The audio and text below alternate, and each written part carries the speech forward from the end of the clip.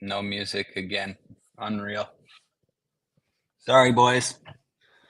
No music again. Welcome to the RotoWire Soccer Podcast. My name is Ryan, joined again by Mo. We're going to break down this Wednesday three-gamer. It's a pretty interesting slate. Some really three marquee games on this slate. And for DFS, really only like one clear lock in my opinion, and even like you could make arguments against really anyone, but looking at the matchups here, PSG Liverpool, Barcelona Benfica in that wild matchup that was 5-4 earlier in the season, and Bayern versus Leverkusen. Mo, how's it going? What do you think about this slate? What do you think What's about up, these Ryan? matchups? Yeah, to echo your thoughts, I think this is the slate I wish we had yesterday. I feel like these are three really exciting games. You've got a lot of high-priced options, and the three games yesterday you had really very few high-priced options, even fewer that were worth it. So it's going to be an interesting slate.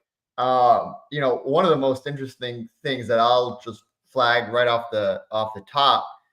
Bayern are the heavy favorites of this slate. They're 55% chance to win. They're projected for 1.86 goals versus Leverkusen's 1.09. And this is going to be one of those where the question is, do the bookmakers know something that we don't, or are they just wrong? Because these two teams played in the Bundesliga just last month, and Leverkusen pretty much dominated. Of course, they were at home, and the score was 0-0. But if you look at the points by Olise, by Kimmich, I mean, even just the stats, I mean, Bayern was just hanging around. 28 corners to 2. I mean, that crosses to 2. That tells you a lot of what you need to know, especially from this company team that loves to cross. So I think you got a tough question there. I think you've got tough question as to what you're going to do about PSG Liverpool. And then you've got to ask yourself, what kind of fight is Benfica going to put up, right? Because they're at home. We've counted them out a lot before, and Pavlidis keeps scoring. Actor Koglu keeps scoring. We've got no Di Maria, so there's going to be a lot more distribution of opportunities. So interesting slate with a lot of tough decisions. Yeah, it's tough to know how any of these matchups are really going to go. Like you said, Bayern, as the biggest favorites with a total like that after the last time they played. Like you said, but Bayern had 2 shots, couldn't really do much of anything. I know they're at home here, but not a great spot. And then, this Liverpool PSG game can go either way. I've actually seen people betting both sides of the game. Liverpool for DFS, really interesting because of some of the prices. We're going to get into that. So yeah, it's a great slate because it's not very straightforward and there's not a lot of easy decisions. Let's get into forward. Got the lineups up there. I think I mostly agree with them. We'll talk about some of the teams as I get into it. But yeah, starting at forward, Salah is 10.4. Seems a bit expensive for this spot, but I mean, it's warranted. He just does it every single game.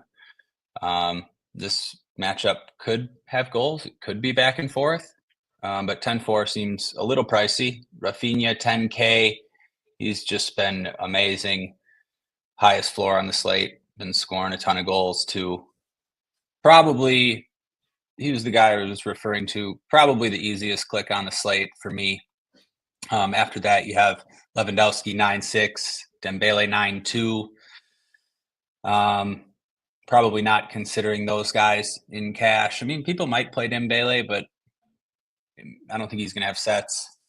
Yeah, Mo, what do you think about the top of this range? Is it just an easy click for Rafinha? Are you considering any of these other guys, 2 of these guys? I don't know. Yeah, it's an interesting one. You could basically say this is similar to the debate between Rodrigo and Garassi, right? That we had last slate, and we leaned on Garassi and got the wonderful 2.9 points that he provided. Look, it's a little different in that Salah is just getting there nonstop. I mean, he's on PKs. He is their number one offensive outlet. It feels like every time I faded him, I've regretted it 60% of the time, maybe higher. So it's going to be a tough fade because you'd usually say something like, oh, well, he's going to need, a goal and an assist or 2 goals to pay off the price tag. But it's entirely within the realm of possibility. I mean, again, you just look at those numbers. There's not been a game under 15 or under 10, perhaps like in 20 games or something, perhaps all season. I don't know. It's incredible. It's incredible. I've never seen anything like it. He is probably by some distance at this time the leading candidate for best player in the world, right? That's my take. But you're right. I mean, Rafinha is the set piece taker, playmaker, and scorer for the most not the most favored necessarily on the slate, but the highest projected goal total on the slate. And his game logs have been pretty wonderful as well. And he's got a little bit of an easier matchup. So I think that's going to be a tough decision. I think there's justification both ways. I know you're saying it's an easy decision. Maybe it is, but I think those who go Salah are definitely not doing it foolishly. I don't think it's. Sorry, go ahead. I don't think it's an easy decision. That's probably the wrong way to put it.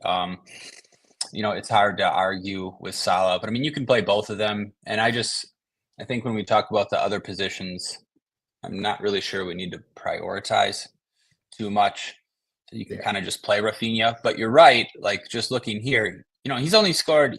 He hasn't traditionally been a prolific goal scorer. Only has 1 goal in the last 6. Right. So he can, 9 points here, 12 here, 8 here. I mean, he can easily just finish with like 11 or 12 if he doesn't get a goal involvement. And for 10K, you definitely don't want that. There are other good forwards on the slate too that I'll let you talk about at other prices too. Yeah. KK taking sets at 78. Yamal is a cheaper Barca piece for 76. Yep. And then cheaper than that, the Liverpool guys are dirt cheap. You have Karem for 52. Actually, a bunch of good options. Yeah. Adam flagged in his article, if we're talking hat trick upside, it's probably likeliest that it would be Lewandowski. I can say there have been many slates where I have been beaten having played Rafinha and then lost to the 2-goal Lewandowski performance. Interesting debate here between Bear and Julio in the chat. Kane is only 84. I think that might be his lowest or one of the lowest prices. He is probably the one who is furthest off my radar for some of the reasons they say, and then other reasons as well. Ever since he had that facial injury, he hasn't really been hot. He kind of had this weird early halftime sub in the subsequent game. Then in the league, he took, I think, a couple shots on goal maybe, but otherwise was pretty much a non-factor versus Stuttgart. That one was entirely dominated by the likes of Elise and I think a little bit of Sane as well.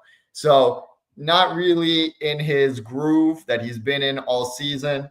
And as they flag, and as I think I agree, Leverkusen are not going to be the underdogs that they're projected to be. I mean, Bayern might win. Bayern might even attack decently, but they're going to be far from a pushover. I think the record that Nahulio highlighted in the chat is that they have just gone back and forth every time. And so I think it'll be close again. Yeah, I didn't even mean to skip over Kane. Wow, 8,400, cheaper than we've ever seen him. I think he'll be relatively popular for that price. I mean, way cheaper than we've ever seen him. Yeah, another makes forward really tough. Going down, we have the guys I mentioned and these cheap plays too. Luis Diaz is 4,500, which seems crazy. I mean, you look at his price; he's been over 9K on the last two slates. Salah 10-4. Like the difference in price there is crazy. So I think Diaz will be pretty popular. What I'll say about that is it's not the greatest matchup, and Liverpool have three healthy forwards on the bench: Gakpo, Chiesa, Nunez. Like obviously 4,500 is a good price, but can't really be considered a lock.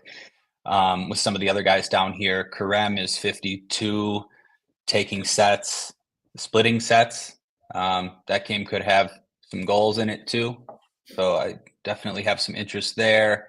What do you think about the cheaper guys, Mo? Yeah, interesting thing for Karem last time out, which it's been like a routine thing in the last couple of slates is, I think we all played Karem last time out for the sets. I think he took one or two and was subbed on the 58th minute with a goal. And he ended up being a lock because he got the goal, not because of his sets. Rodrigo, kind of a similar story yesterday. I think the number of sets he actually took was maybe like 3. His point total was 19. He was on 15 for most of that game. But again, you needed him because he got the goal. I think you highlight the risk for Diaz pretty well. I mean, if you look at his game logs, there's plenty of games where it's 2 points, 3 points, something very low. And PSG have been red hot. So, if he gives you a Guirassy game, right, and it's a 0.8 or 1.2, you're going to be in trouble because the forwards on this slate have very good floors, right? And Ektor Koglu is no exception to that. So tough decision there. Both have really high upside, but I would say Diaz can uniquely hurt you. Yeah, I think you're right. I think he'll be pretty popular too. We both played Karem last time, expecting 90 minutes. So that was a little bit surprising. Maybe got a little bit fortunate there with the goal. I'd still expect him to play 80 plus minutes here, but it's not a lock. Yeah, one guy I'll shout for the main GPP for bigger contests is Barcola for 66. I just think he's going to get completely lost, and I've been wanting to talk about him for a while because every time I watch him play, he's just so impressive, and he's very kind of been like, not anymore, but was sort of like forgotten about, until now. He wasn't like that highly touted, but I mean, his game log's pretty good too. And specifically why I bring him up is I think he's going to give Trent problems playing on the left there. We've seen the last two games Trent have big problems and get subbed off. The Doku game was very noticeable, but Barcola is a nightmare on that side. And I don't think people will play him. And Ryan, if you go back to his game logs, this is just classic me. You see how he has that 4-game hot stretch? Yeah. Guess who? Yeah, we played him here against Brest, right? Guess who played him at the 4.0? Of course, of course. Just unreal. I mean, it's the same thing with Guirassy. If you look at Guirassy's game logs, it was, just phenomenal in the Champions League, phenomenal in everything else, and then absolute egg yesterday. Oh man, maybe we'll get it back today. But the other guys didn't even mention, but have to are the Bayern guys. Sané is only 7K, not really going to get much ownership. I guess he's really the only forward projected. Musiala is not a forward anymore. Okay. Yeah. Anything else for forward? I don't think so. No, I think on to midfielders. The other guy, yeah. Somebody has mentioned Pavlidis. He'd be another one that just isn't going to get played, but had a hat trick against Barca last time and it just can't stop scoring. So, could be considered for the main GPP. Yeah, I shouted him out when I was going to my run through 7-2 at home. Barca isn't the best at defense. Benfica are projected for 1.52. You can definitely make the argument. We also shouted out KK. Sorry, Naholio. I should have talked about it more. I think KK is, he's in the cash consideration. He's in consideration for me in any format. I don't think he'll be like too popular, but I don't see how you can't have some KK love. It's just the matchup, right? But he'd be more expensive in any other matchup. But he's been taking a monopoly. I feel like, Nuno Mendes might take one or two left-footed, but I think KK's been taking all the right-footed ones. He played 90 minutes a couple of times, rested for this game. So you wouldn't be surprised to see him take most sets and play 90 minutes. I do think it's a pretty good play. Didn't really mean to skip over him. On to midfield. The Kimmich news is going to be very important, first of all. I haven't really heard anything today. I would guess that he plays. If he doesn't play, Elise, I think, just becomes pretty much a lock. Took everything the last two games with Kimmich out. Kind of surprising that they didn't. I don't know. I didn't look too close into it, but that they didn't use a right footer. But 88 for Elise, even if it's not the greatest matchup without Kimmich, I think would be too hard to pass up. Wirtz is 74. Would have a few sets if Alex Garcia doesn't start. I don't think no one's going to play Wirtz here. Consider for tournaments maybe. Kuchku, 62, splitting sets. Usually plays 90. Seems like a decent play. A tough matchup, obviously, against Barca, but there could be goals. Alexis McAllister, 5,500, taking sets. Been in the goals too recently. You have these PSG guys here at 49 and 48. Pedri down at 43. Probably takes a set or two. And then, Kimmich, 73. A little bit of a discount from where he'd been. What do you think about midfield, Mo? Yeah, so Elise is another guy who's been kicking my butt for a while now because I'm always leaning into this 68-minute sub with 5-6 points narrative, and then instead getting the 25 with a goal. We got to highlight Bear's comment because I think it is just so classic Bear. He's telling us home to Liverpool is better for fantasy than home to Brest. Yeah, I don't know about that. Bear, I know the point that you're saying.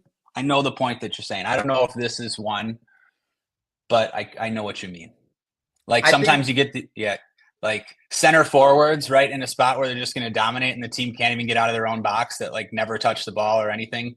Or a game that's going to be back and forth with two teams that are going for it, and you're going to end up with open chances to score.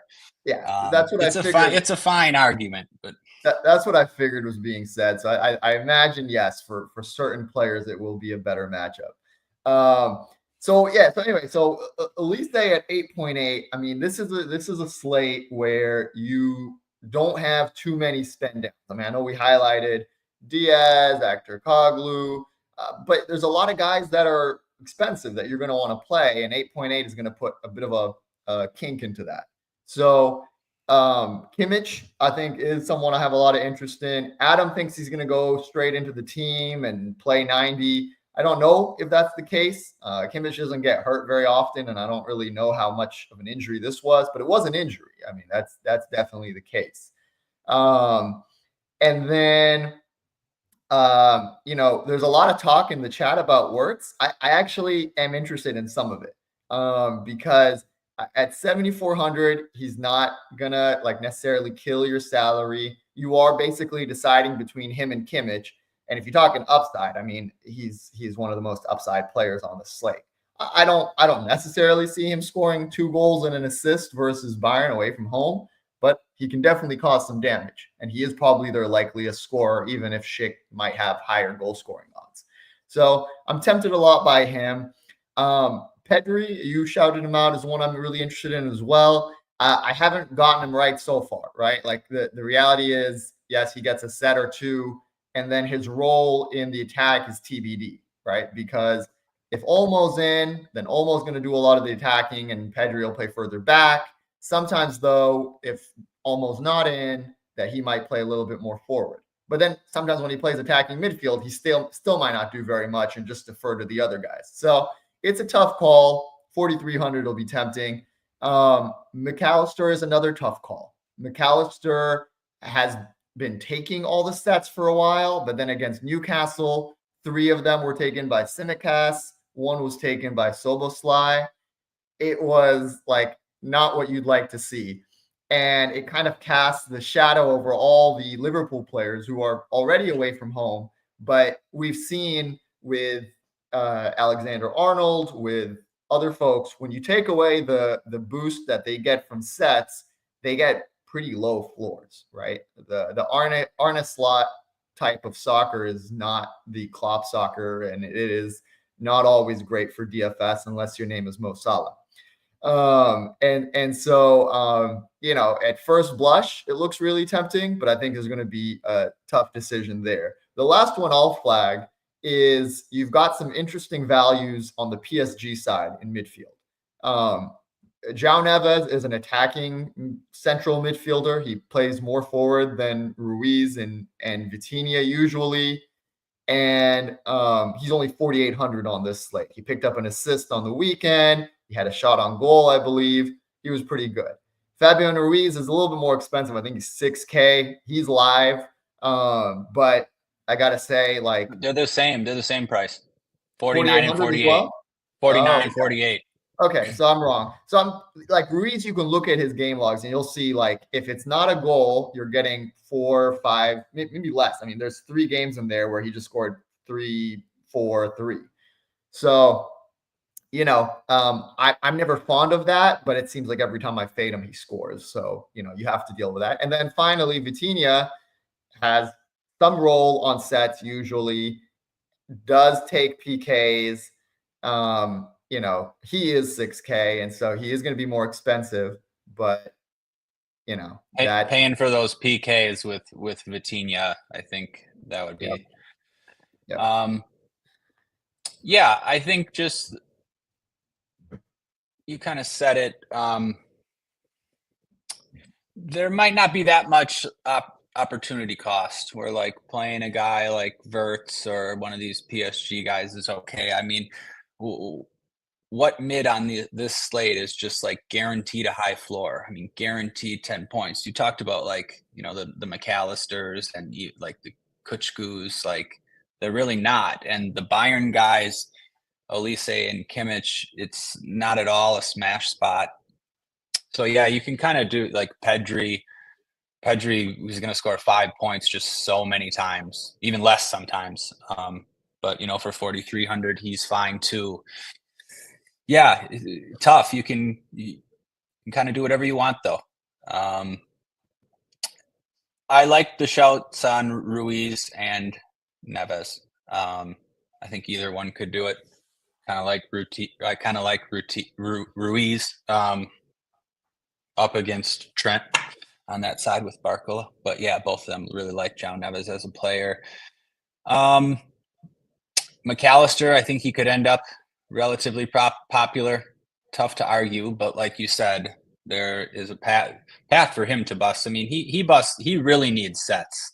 I mean, he's been getting pretty fortunate with some of these goals, I feel like, on some of these slates. But yeah, definitely some risk there. But if he's going to take 5 corners like he did in these matches, you would want that. It's crazy. I mean, you saw even with 5 corners, he has 2 games in there with 5 and 7 points. I mean, it's definitely going to be good floor, but as you flag, without them, you end up with a 0.7 floor like you had versus Newcastle. Right. Yep. Okay. Defender's pretty interesting. One last shout I wanted to do on midfielder because it may matter. Soboslai is 6K, and he has been right up there among the very best midfielders in the world right now. Yep. I mean, he's just been playing out of his mind. 2 goals in 2 games versus top quality opposition. Earlier in the season, I don't think Slot was using him right or was telling him to play more defensively. I think they've kind of figured it out that he is one of the best attackers in the world. and they should just let him be free. And he's giving them excellent returns now. 6K is going to be expensive on this slate away from home, so it's a tough play. But the upside is no, yeah, that's a really good call though. I'd almost rather play him than like a McAllister at lower ownership, and even Stobo has a path to a set or two even. Yeah, great form, 90 minutes. I mean, everyone's talking about Soboslai. I know Adam got tilted with people saying he's better than Bruno, but maybe. Anyways, defender, interesting. A lot of big names. Tough clicks though. Hakimi, 64. Love playing Hakimi, but it's a tough spot. His floor hasn't been as high recently. Probably needs a goal involvement at that price, but he gets quite a few of them. I don't think he'll be very popular. So, it's interesting. Trent at 58, not really taking many sets anymore. For me, this is just always going to be a fade because too many people play Trent. If everyone knew what kind of play Trent was and his ownership reflected that, then maybe I'd take a chance. But people just don't really. And he's not a good play unless he scores or assists, in my opinion. They even subbed him last game. They don't even have Bradley and Joe Gomez on the bench, and they still subbed him because he's such a liability defensively. I skipped Grimaldo because he's in my lineup, but that seems like the easiest click to me. But not a lock because of the matchup. One of the tougher matchups for Grimaldo to have. I mean, what did he last time? They dominated Bayern last time at home, and he put up 9, even with 10 crosses. I mean, I like him, but he's fadeable. You have Mendes for 53, 1 or 2 sets probably, assuming no Kang. Not the worst, but also not a good matchup up against Salah.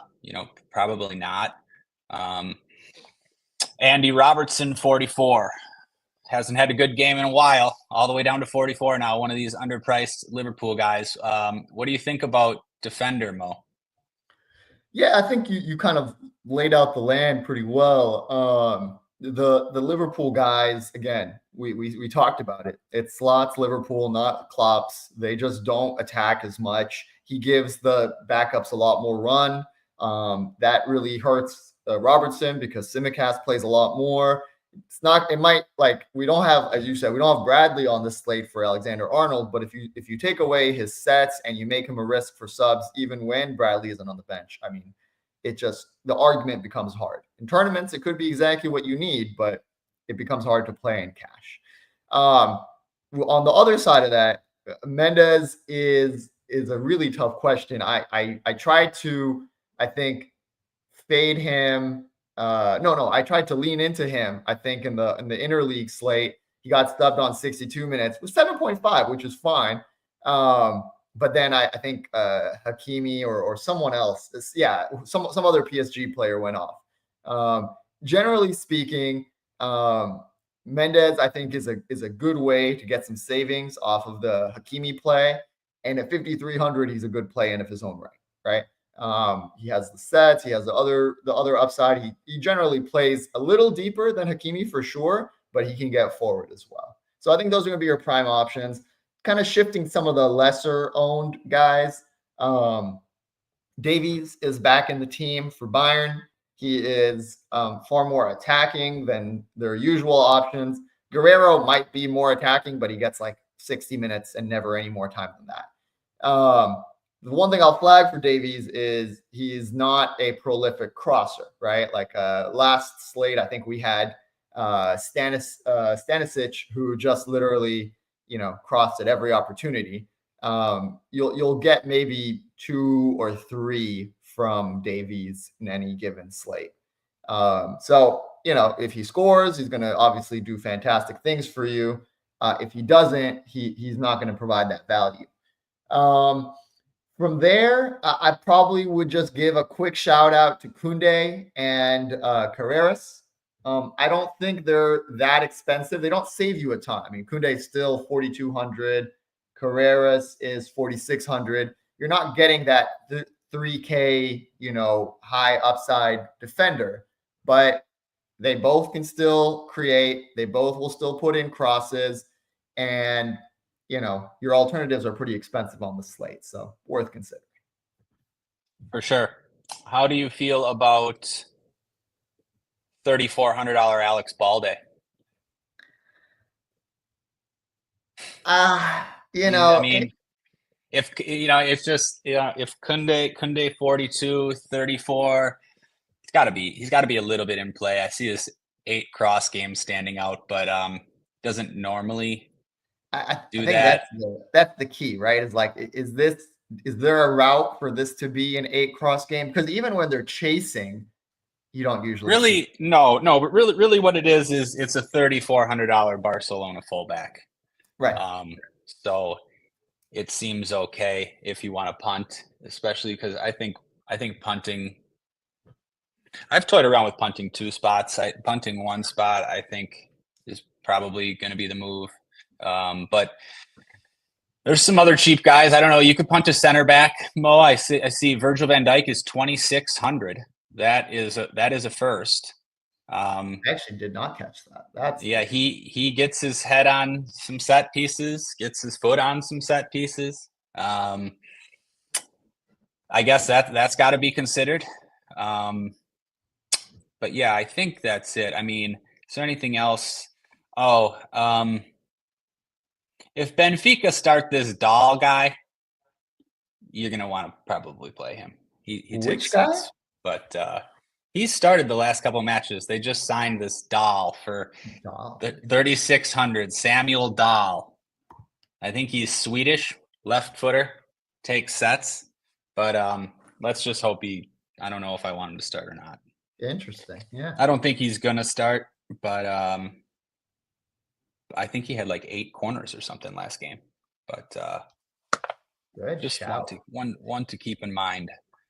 It's interesting. Before we got on here, I was like so sold on Hakimi, just because ultimately you are getting basically a winger at the fullback spot. But don't let me take you off Hakimi. Well, the more we talk about it, it really is going to be one of the biggest spots for you to be able to unlock the other guys, because otherwise you are having to punt and in quite a few spots. You might be getting like a 10% Hakimi though. I mean that might be pushing it, but yeah, no, I toyed with it too. I don't mind it. It'll be a tough decision. Obviously the bull case you can see is right there. 2 goals. I think he's done even better in earlier this year. But the downside, the downside is if you get 10 points from 6,400 Hakimi, and then Balde or VDV or Dahl can give you 5 for 3. That 3K is probably giving you a better return elsewhere than just the 5 points that you got. Right. But the other side, if you get 15 even, you can get more than 15, but if you get 15, that might be really good, especially if the other expensive fullbacks don't do it, and they all sort of have paths to busting. Yeah. Good shout. Goalkeeper, tough slate for goalkeeper. Neuer, the most expensive on the slate with quote unquote best odds, I guess, but tough spot against Leverkusen. What are the clean sheet odds here? Munich's 35. I don't know. What do you think about keeper, Mo? So Naholio corrected me in the chat and flagged that it was actually 3 wins and 3 draws for Leverkusen, not 3 wins and 3 losses. Herdecky's going to be very tempting from the start, right? Because I think that he's min priced because they view Bayern as the clear favorite. The bookmakers view Bayern as the clear favorite here. But again, we've seen this Bayern team just smack shots at the keeper repeatedly or cross it in, hoping that something happens. So he's going to be very tempting. I think that you also have pretty nice discounts on Liverpool's keeper, who's 4,600, Allison. And you have pretty nice discount on Benfica at home, right? I mean, it's not it's not a great spot. I'm going to play a lot of Barcelona players, but they're at home, and Barcelona have flopped before.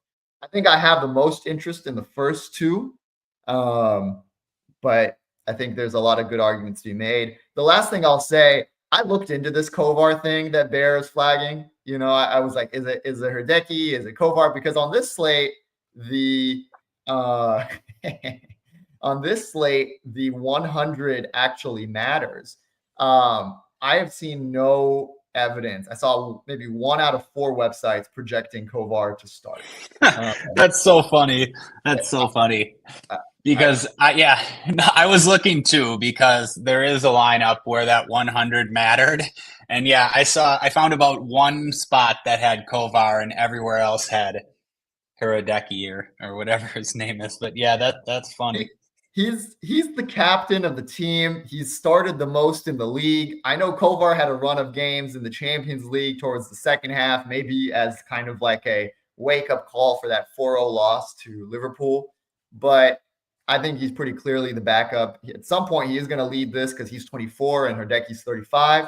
But I think for this game, I would say 80% chance they roll with Herdecki. Yeah, I agree. Who's going to break the slate?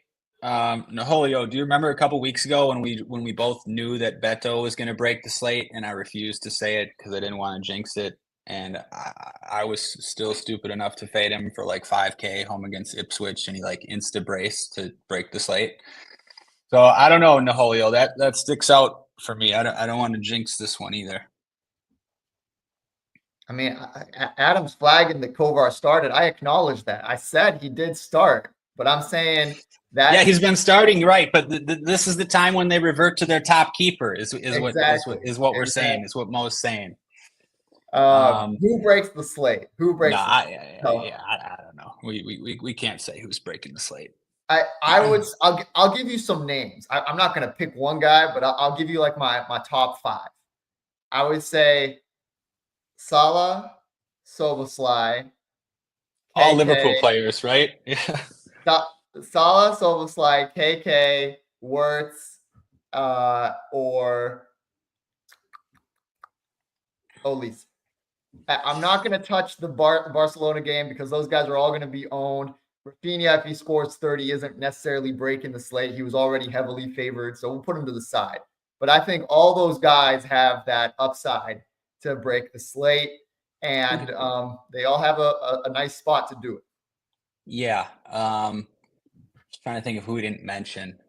Diogo Jota is 5,600. Get completely lost.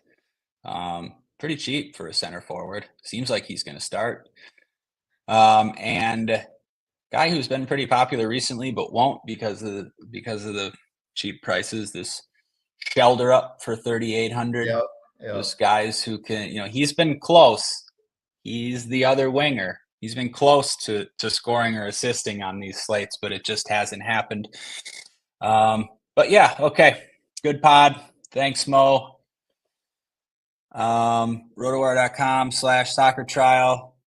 If you guys want the cheat sheets and Discord, I think we'll be back on Friday, assuming there's a slate on Saturday. But yeah, let's win some money today. Thanks, Mo. Good luck, everybody. Good luck, y'all.